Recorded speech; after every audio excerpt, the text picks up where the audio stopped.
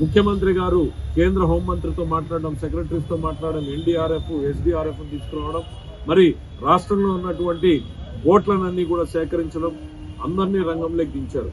రాత్రికి రాత్రి ఒకవైపు వర్షాలు పడుతున్న ఫుడ్ ప్రిపరేషన్కి చేస్తే మార్నింగ్ ఎట్టి పరిస్థితుల్లో ఫుడ్ చేరాలి అని ముఖ్యమంత్రి గారు లక్ష్యం పెట్టి ఒక అరగంట లేట్ అవుతుంటేనే ముఖ్యమంత్రి గారు మరో 4 టీముల్ని పెట్టారు, మంత్రుల్ని పెట్టారు.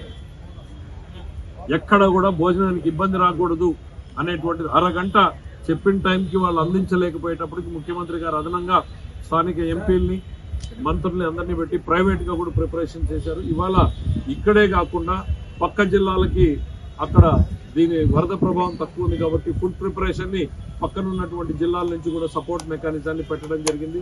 East Godavari, west Godavari border నుంచి ఫుడ్ సరఫరా చేయడం, మన ఏపీఎస్ఆర్టీసీ టెంపుల్స్ ఎక్కడెక్కడ మనకి పెద్ద స్థాయిలో కుకింగ్ అవకాశం ఉంది, దేవస్థానాల్లో చాలా దగ్గర ఉంటుంది.